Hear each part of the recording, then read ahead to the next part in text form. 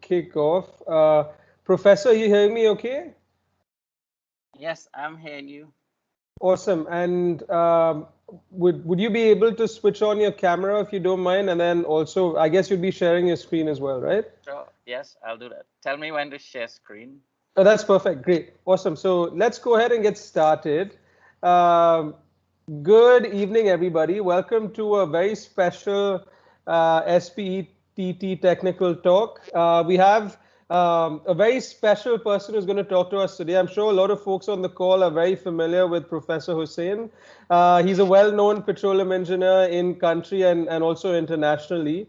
And we're very lucky to have him as our distinguished lecturer today, talking about the characterization of gas in Trinidad and Tobago, especially in the context of reserves and as well as recovery factor.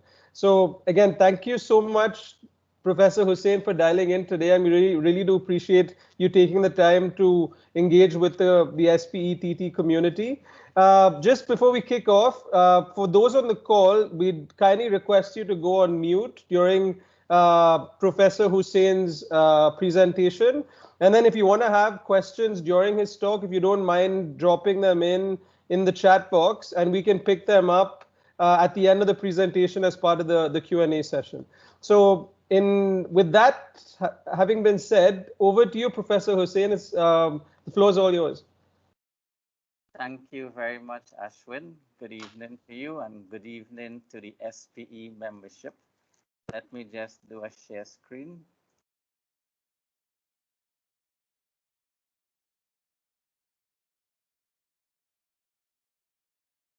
So, as Ashwin mentioned, my topic to you this evening, a characterization of Trinidad and Tobago natural gas for calculating reserves and recovery.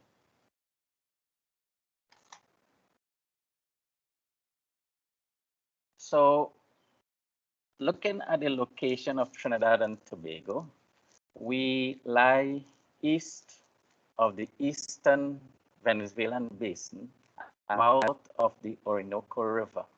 We are famous for beautiful beaches, carnival, and steel pan music. We are also famous, like Venezuela, for oil and gas. And looking at this map here, you can see that we have gas fields to the north. We have gas and oil fields to the east. We have gas and oil fields to the west, oil fields offshore, and these are all offshore. And we also have oil onshore, south and southwest of Trinidad. Now, the gas fields to the north are mainly dry gas, meaning that the mole percent of the C7 plus is less than 0.8%, or the condensate recovery is less than 1 barrel per million standard cubic feet of gas. To the east, we also have gas fields, and these are lean gas condensate fields. The mole percent of the C7 plus is less than 4, and the condensate recovery is less than 50 barrels per million standard cubic feet of gas. So we are very rich in a history of oil and gas production. The Pitch Lake was discovered in 1595 by Sir Walter Raleigh. First oil well was drilled in 1857. Commercial oil production began in 1908, and oil production peaked in the 1970s. Gas production surpassed oil production in the 1990s, and our highest production was about 4.2 billion standard cubic feet of gas. Our oil production, the highest ever, was about 240,000 barrels per day. That was in the mid-1970s. So our oil reserve is about 260 million barrels, and our total oil production presently is 60,000 barrels per day. Heavy oil production about 20,000 barrels per day. Total EOR production 2,500 barrels of oil per day. Our total gas reserve is just about 9.5 trillion standard cubic feet, And presently, we produce about 3.6 billion standard cubic feet of gas. And this gas is mainly used or sold as LNG, about 2,000 million standard cubic feet, or 2 BCF. About 1.6 BCF is sold for the manufacture of methanol, ammonia, and power generation. We have 4 LNG plants, 7 methanol plants, and 11 ammonia plants. So natural gas is very important to the economy of Trinidad and Tobago. As such, it is very important to characterize our gas so that we can determine our recovery of gas and also recovery of condensate and the reserves that are present in our fields. So how do we identify a gas reservoir? So we have 3 types of gases: gas condensate, wet gas, and dry gas. So for the gas condensate, the initial producing gas oil ratio, and that is when the reservoir is still above the dew point, is about 3,200 standard cubic feet per barrel. For wet gas, is about greater than 15,000, and for dry gas, it's greater than 100,000. You may want to argue that a dry gas is dry gas in the reservoir and dry gas at surface. But practically, we do get a small amount of condensation. So a gas condensate reservoir will have a dew point, which will be experienced in the reservoir. As pressure falls and as we continue to produce our gas. And for wet gases, there is no phase change in the reservoir, but we do have some condensation taking place at surface. So how do we characterize our gas? By compositional analysis, and these are the experimental methods for characterization of our gases. We must first conduct compositional analysis to determine the mole percent of the components present, and this is done by gas chromatograph. And we also need to determine the properties of the components present, properties such as the boiling temperature, the specific gravity, and the molecular weight. And for determining reserves, we also need to know the Z factor to calculate BG, and this is determined from Pvt studies. So all of these properties, specific gravity, molecular weight, and Z, are utilized somewhere, either in correlation software or in equations for calculating gas in place and condensate in place. Now, many times we would use equations and correlations and tables containing this data, but we may not be certain if the values that we are using are suitable for our gases. The pure components are well defined with their properties, their physical properties, as you can see from this table here, and these can be found in any standard textbook. However, for gases, we need to determine the apparent molecular weight because we do not have published molecular weights for gases, especially natural gas, where you have many components present, both light and some minor heavy components. So we need to determine the composition, as I mentioned, and the molecular weight of each component. And we multiply the composition by the molecular weight and sum them up to get the apparent molecular weight. Similarly, we can determine the specific gravity by dividing the apparent molecular weight by the molecular weight of air. And we also need to determine our pseudo-critical pressure and pseudo-critical temperature. And from these and reservoir pressure and temperature, we can get pseudo-reduced pressure and pseudo-reduced temperature in order to determine Z from our natural gas charts by Katz and Firzabadi. Now, how do we determine the composition? We need to conduct gas chromatographic analysis. But first, we must obtain a sample, a representative sample. So we can take this sample at the test separator, and we will separate, we will take samples separately for gases and separately for the liquid that are present. And what we use for the gas sampling cylinder, we would evacuate the cylinder and purge the cylinder and sample at separated temperature and pressure. For the liquid cylinders, we would have a piston inside, and we will take our liquid samples, also maintaining separated pressure and temperature. So we would have heating tapes wrapped around these cylinders in order to maintain the separated temperature.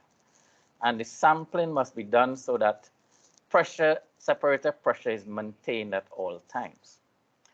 And then we will take this sample, especially the liquid one, and flash it to standard temperature and pressure, or we can recombine and then flash.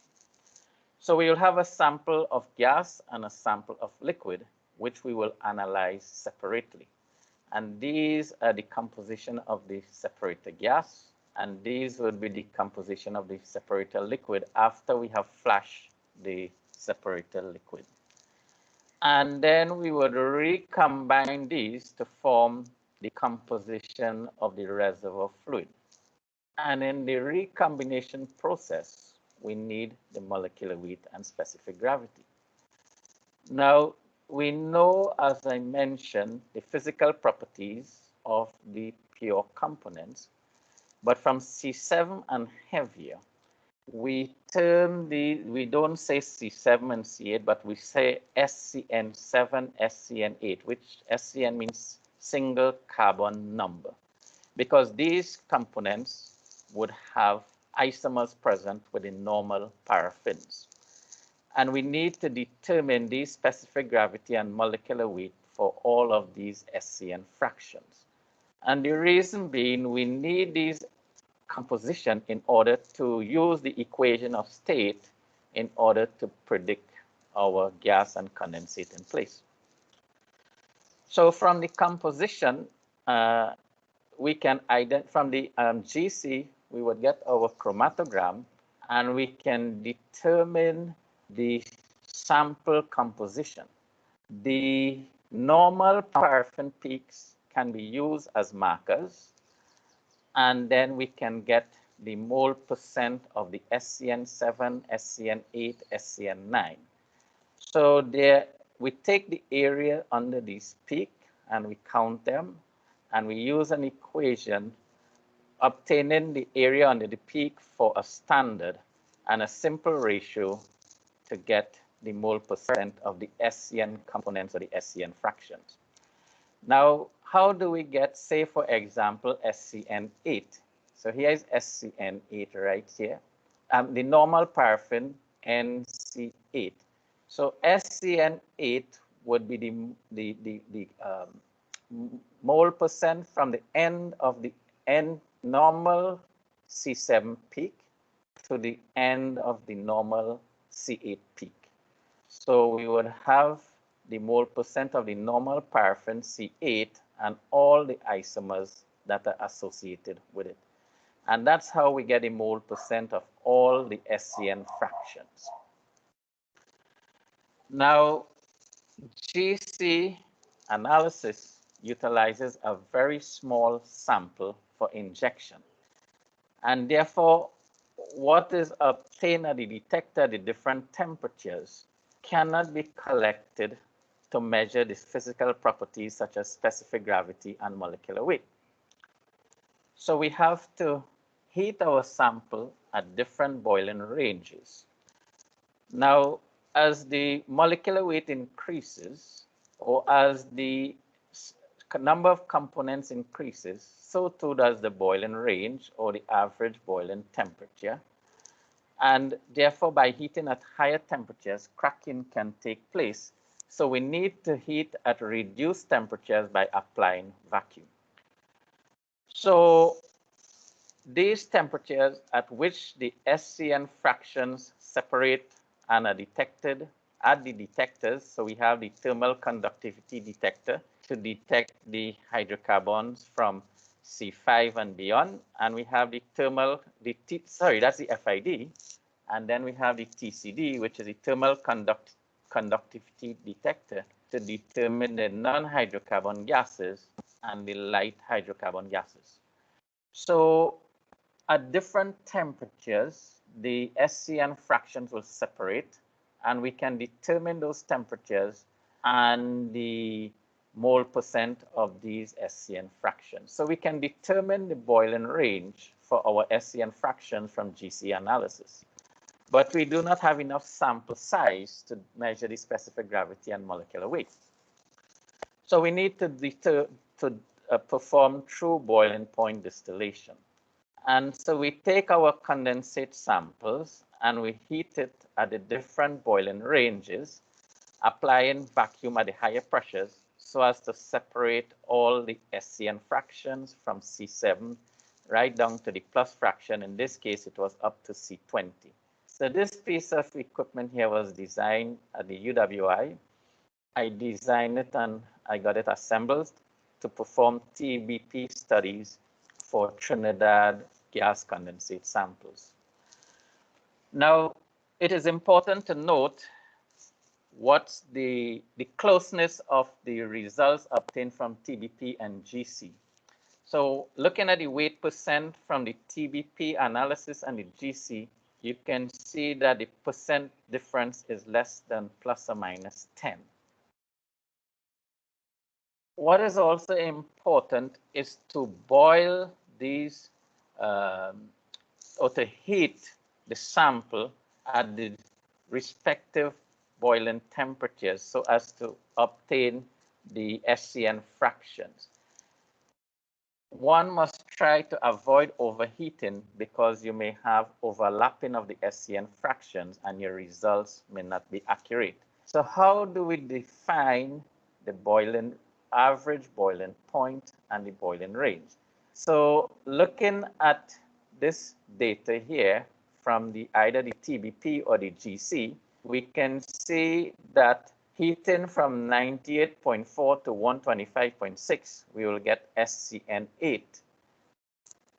So from 98.4 to 125.6 is the boiling range for SCN8, and the mid-weight percent is 13.8, and this weight percent here was obtained either from the GC or the TBP.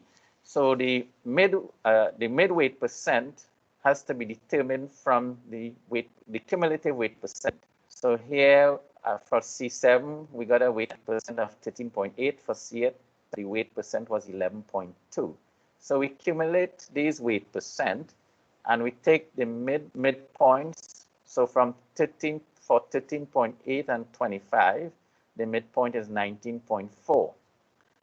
So for C8, the weight average boiling point is 111. And how did we get that? So we know the temperature range from 98.4 to 125.6, and we know the mid-weight percent 19.4. So we did a plot of cumulative weight percent versus temperature, and here is the mid-weight percent, and here is where I got my weight average boiling point. So these weight average boiling points were determined both for the TBP and the GC samples. And then I made a comparison to show that there's not much of a difference between the weight average boiling point obtained from TBP and GC data.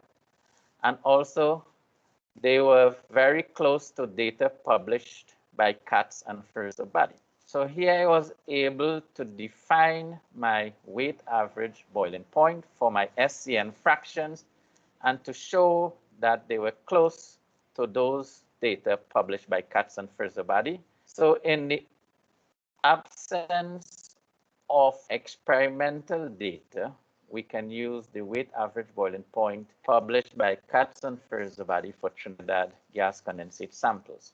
I also compare the specific gravity and molecular weight, that is the experimental values that I determined from TBP, and the values published by Katz and Ferzabadi.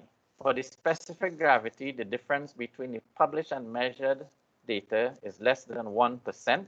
And for molecular weight, the difference between the published and measured data is less than 2%. and for weight average boiling point, that difference is less than 5%.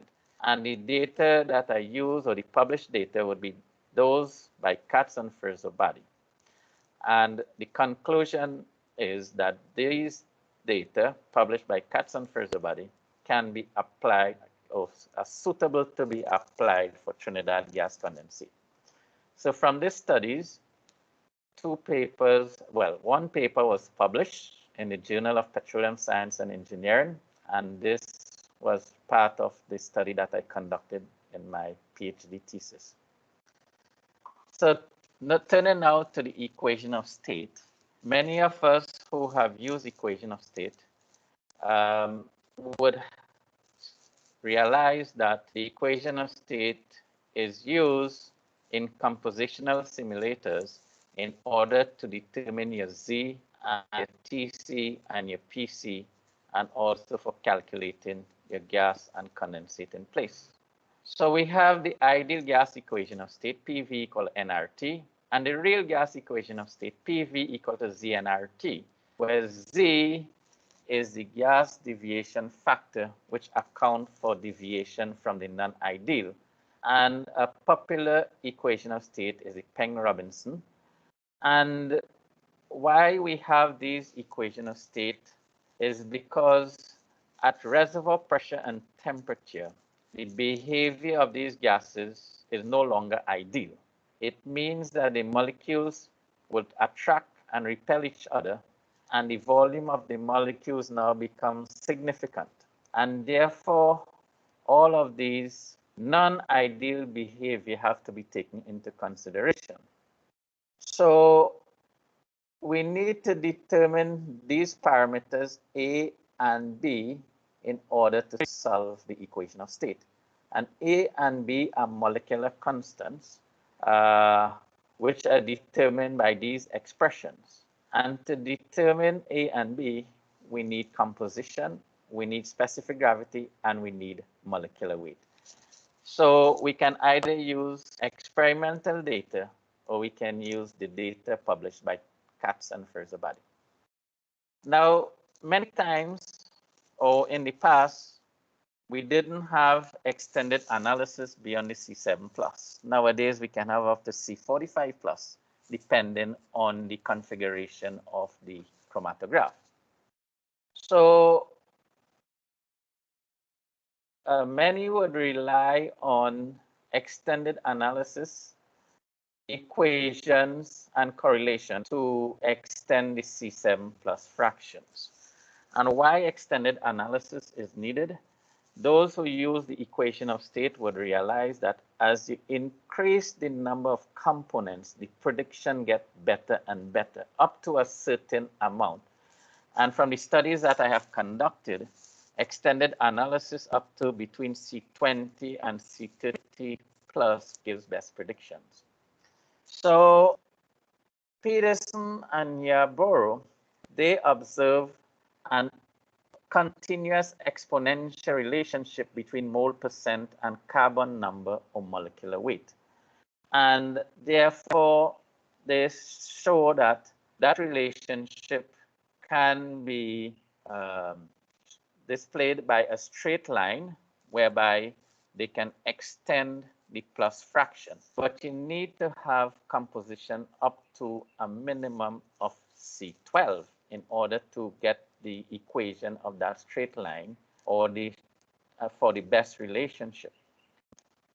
From studies conducted on gas condensate systems using Trinidad samples, I observe that the relationship between mole percent and molecular weight, or taking the log of mole percent or log of molecular weight, cannot be represented accurately by one straight line. I observed there was a discontinuity from C7 to C8, a straight line relationship from C8 to C12, another discontinuity from C12 to C13, and another straight line relationship from C13 and beyond, but with a different slope from this initial line. So in order to use that straight line relationship, that was prescribed by Peterson, you need to have experimental compositional analysis up to about C15, and then develop that straight line relationship from well, it should be greater than C15, let's say up to about C20, and then develop that straight line relationship from C13 to C20 and beyond. So you can split the C20 plus accurately.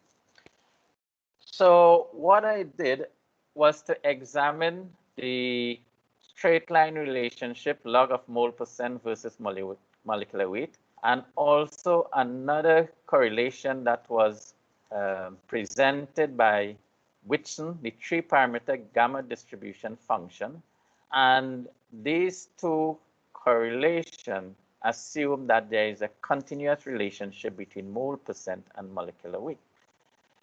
Ahmed et al.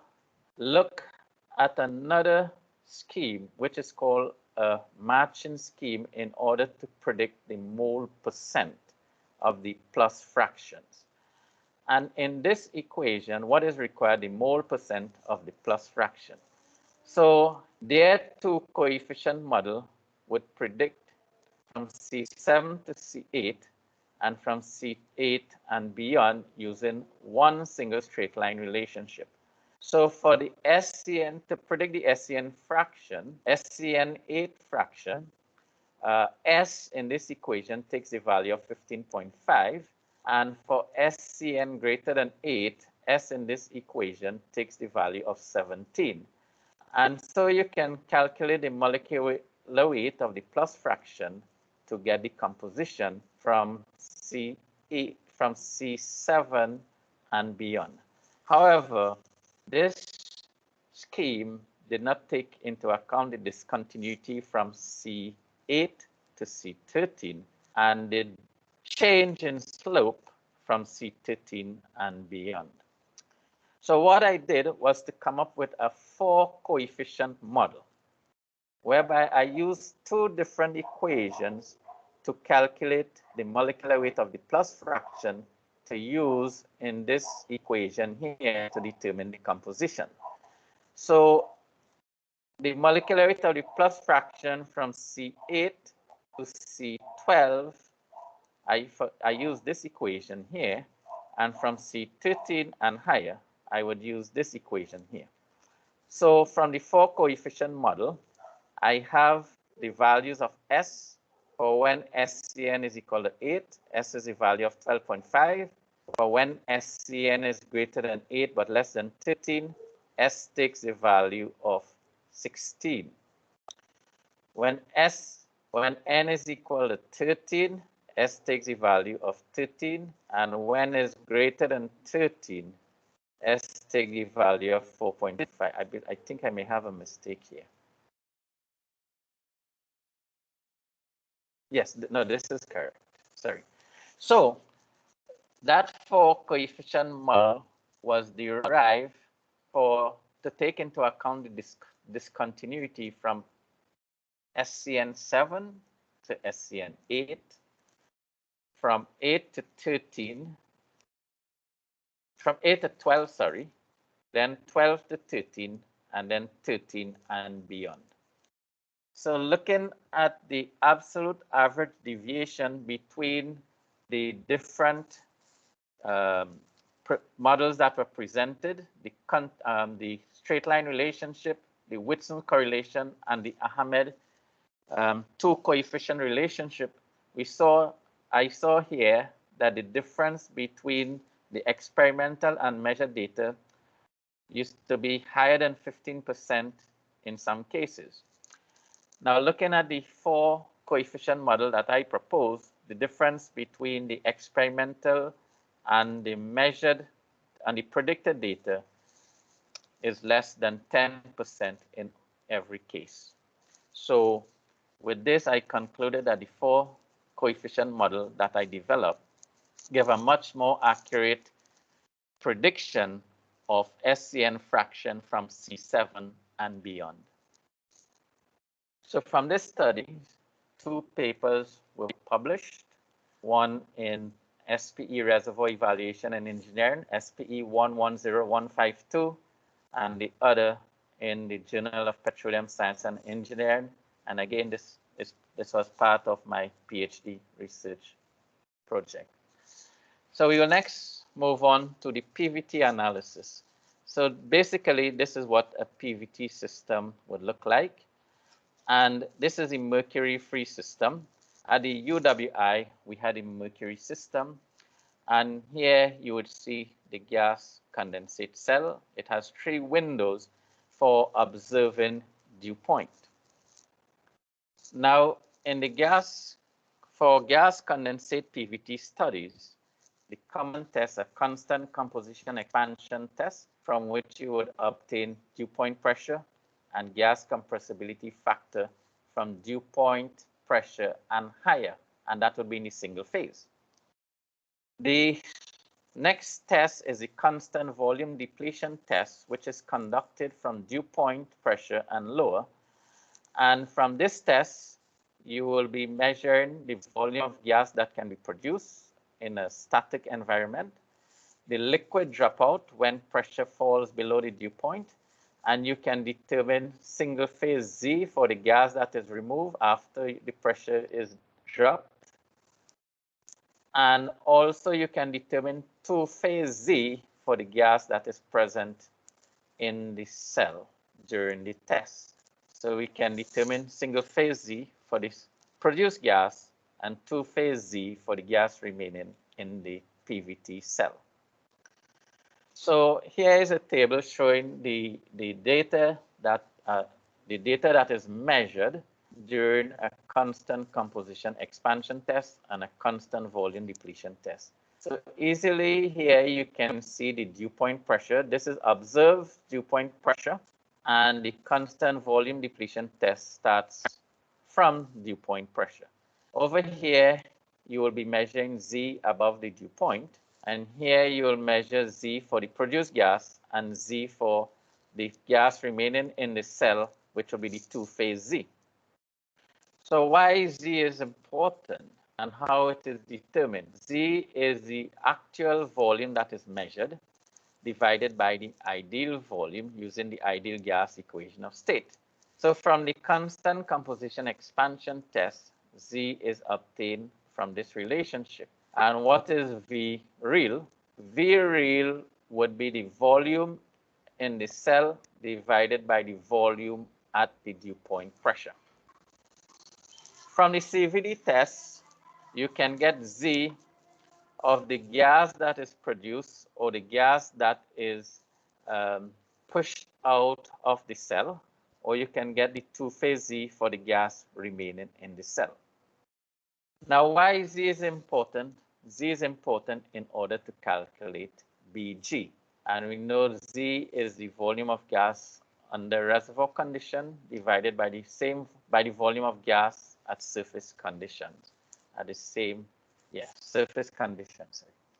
And we need BG to calculate gas in place. So Z can be obtained, as I mentioned previously, using the equation of state. And for this, we need our molecular weight and specific gravity and our boiling points. And we can also determine Z from Pvt. Now, there is a difference between single phase Z and 2-phase Z. So the green represent 2-phase Z and the yellow dots single phase Z. And why it is important to know which Z to use for your gas condensate reservoirs, it is important to use 2-phase Z. The reason being, there is an error of 5% if you use single phase Z. Now, and this would be for gas condensate reservoirs with the mole percent of the C7 being greater than 4, or the specific gravity of the gas must be greater than 0.911 to use. And for those gases, you must use the 2-phase Z to determine your gas in place from your P over Z plot. if your mole percent of the C7 plus is less than 4, or the specific gravity of the gas is less than 0.911, then you'd use single phase Z to determine gas in place from your P over Z plot. So what is important to determine here is bubble point pressure, so that you can know what is the bubble point pressure and define above that your single phase Z, and below, not bubble point, sorry, but dew point pressure, and below dew point pressure, your two-phase Z. So bubble point pressure can be observed, and it is very, very difficult to observe when you are decreasing pressure and observing through those windowed cells to see when you have your first visible sign of liquid depositing or dropping off. Many times, the Pvt analyst would plot relative volume against pressure, but the relationship is a curve, and it is difficult to determine when you have that change from single phase gas to two-phase gas plus liquid condensate. And these curves were generated from a literature sample, which is a rich gas sample, which was published by Coates and Smart, 1986. And this curve here is for a Trinidad sample.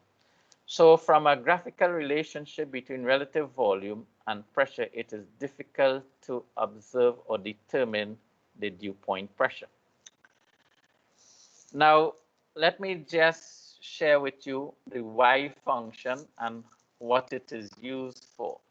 The Y function is simply a compressibility equation, and we know that the compressibility equation is minus 1 over V, delta V over delta P, which is the change in volume due to a change in pressure at constant temperature. So this compressibility equation was used to determine this Y function equation. And this equation is used for black oil with PV relationship below the bubble point in order to straighten that curve. So if you do a PV plot for black oil, above the bubble point, you have single phase liquid, and your PV relationship is a straight line. Below the bubble point, you have gas and liquid in equilibrium, and the PV relationship is a curve. So to straighten that curve, the Y function is used. So you get a straight line relationship. So above the bubble point, you get a straight line relationship, and below the bubble point, you get another straight line relationship using the Y function, but with a different slope. And where these two straight line relationships meet, that's your graphical bubble point. So what I did was to apply this Y function relationship for gases. So I call this the Y extended function, which I applied to gas condensate to determine dew point pressure graphically. So this is the equation which I came up with in my study, and I calculated the Y function, and I also calculated the log of the Y extended function, and this is using this relationship here. And the reason why I calculated the log of the Y function, you will see why very soon.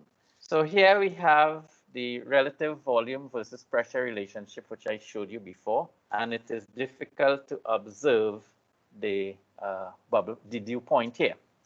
When I plot the Y extended function versus pressure, I get a bending down and a bending up this way, and this is the literature sample by Coates and Smart. This is the Trinidad gas condensate sample. But when I took the log of the Y function, or the Y extended function, using the relationship I came up with, I took the log of those values and I plot it against pressure. I get a straight line relationship above the dew point and another straight line relationship with a different slope below the dew point. And then I compared my experimental dew point, which I observed using the 3-windowed condensate cell, with the graphically determined dew point. The difference was less than plus or minus 5%. So this here is the plot using the published data by Coates and Smart, and this plot here is using the data that I generated experimentally for a Trinidad gas condensate sample. So this work was conducted not only for lean gases that we would find in Trinidad, but it was also conducted for rich gases, which were taken for, the data was taken from published literature and also from PVT reports provided by McCabe. And we also did this work for black oil and volatile oil, and we saw that the difference between the predicted dew point or predicted bubble point and which is by the graphical method, and the measured bubble point and measured dew point, that difference was less than 5%. So from this study, we do not need a windowed cell, a high pressure, expensive windowed cell, and to be observing dew point, which can be very tedious and time consuming, and even bubble point. All we need to do is that PV relationship and apply the y extended function and take the log and do the plot of log of y extended function versus pressure, and we can get our graphical dew point. So this study has shown whereby we do not need a windowed PVT cell to determine bubble point and dew point, and we do not have to spend time to be observing that bubble point or dew point. So from this study, a paper was published in the Journal of Petroleum Science and Engineering, and this was also part of my PhD work. Thank you very much for listening. This is the end of my presentation. I will take any questions that you may have. Great. Thank you so much, Professor Hosein. Really enjoyed that talk. It was, I think it gave a really good perspective on the data that's available in country, and also the great work you guys have been doing from a characterization perspective. So we have about 14 minutes left in our scheduled call today. So I'd like to open up the floor to, because I know we have about 50 participants on the call today. So please feel free to either go off mute and ask your question to Professor Hosein, or type it out in the chat box. What's that say? Oh.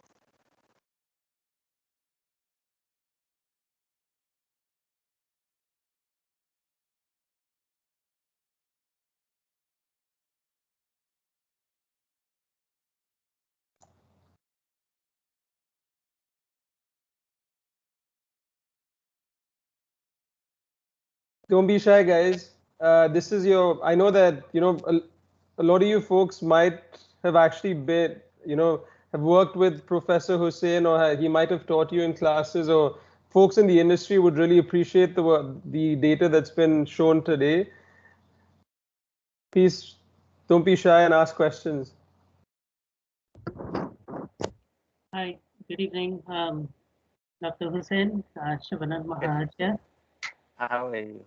I enjoyed your presentation. I have just a question. In your experience with respect to gas condensate reservoirs, can you generalize and say that the gas reservoirs are typically just above the dew point, and with, let's say, a little bit of production, you would be approaching that dew point and seeing that drop in CPR? Is that a typical observation from what you have seen in the various gas condensate reservoirs, that where reservoir pressures are just above the dew point, or are they typically below the dew point?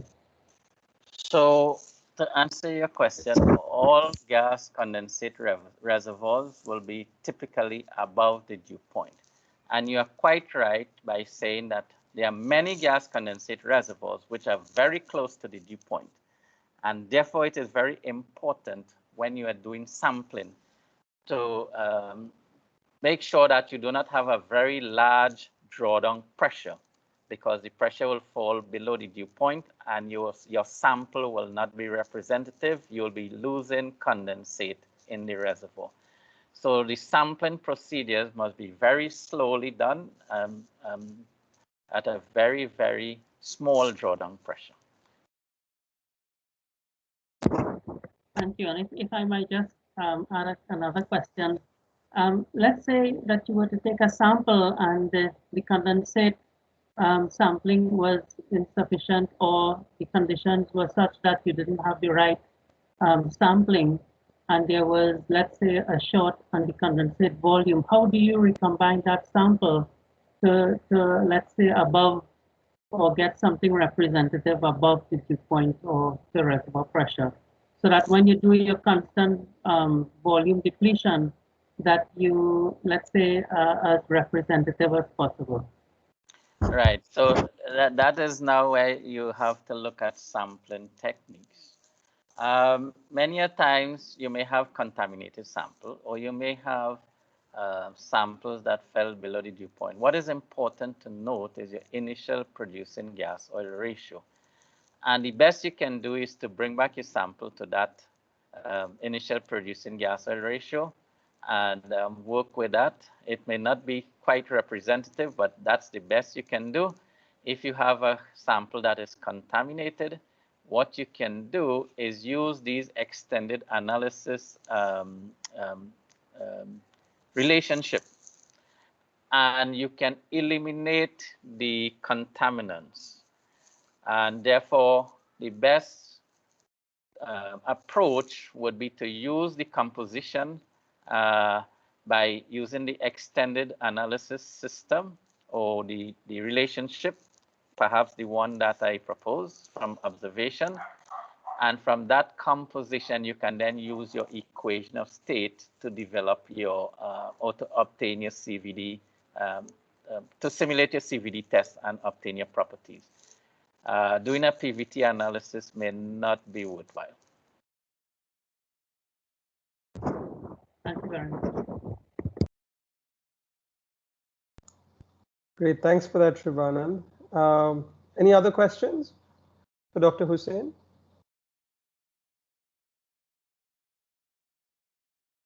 So while we wait on folks on the call, Dr. Hosein, I have one from in terms of analog data. I know that, you know, especially given where we're headed with respect to the oil and gas business, where cash is going to be a constraint with respect to data acquisition specifically, and given that Pvt is generally from a data acquisition standpoint, it tends to fall off the priority list, which it shouldn't.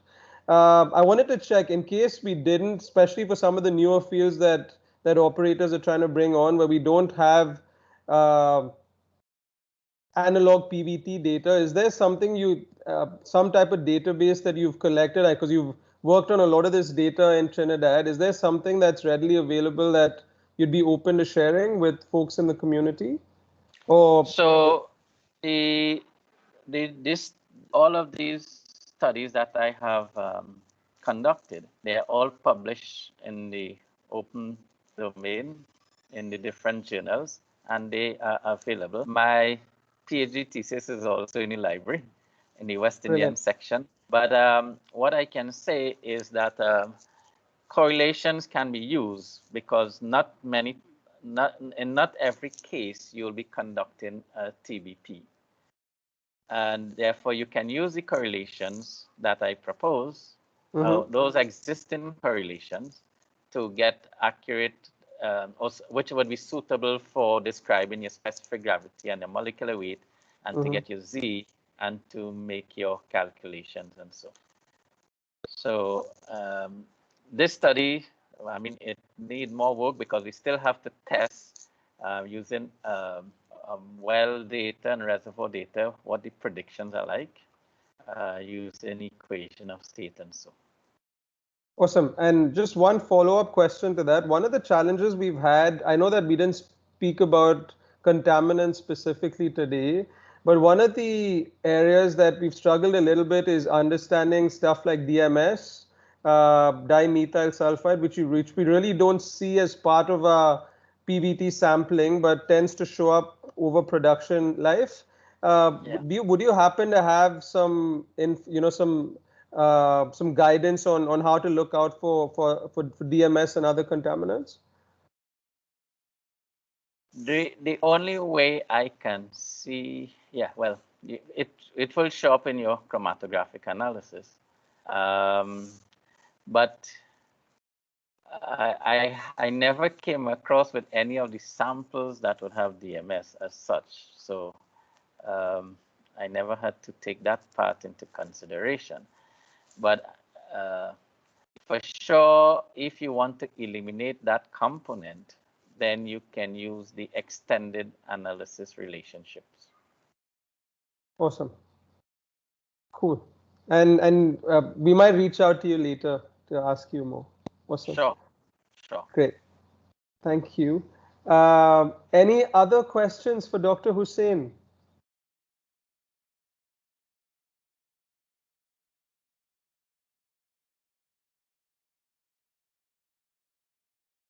It seems that everything was extremely clear today, Dr. Hosein.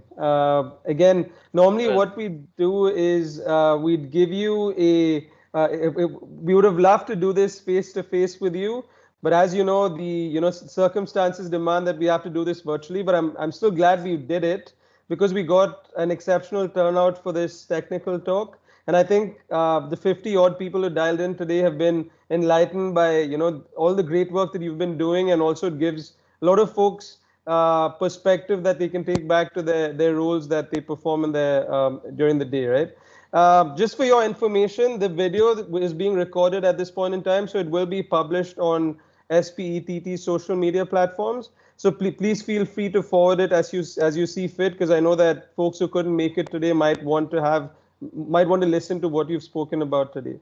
But in that vein, I'd just like to say thank you so much for taking the time to speak with us, and we hope that you continue to support SPETT and take us forward. So thank you very much.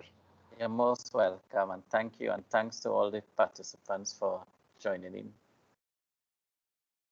Thanks, everybody. Have a good evening. Thank you, Dr. Hosein. See you later. Most Bye-bye. welcome. Good night. Good night. Bye-bye. Bye.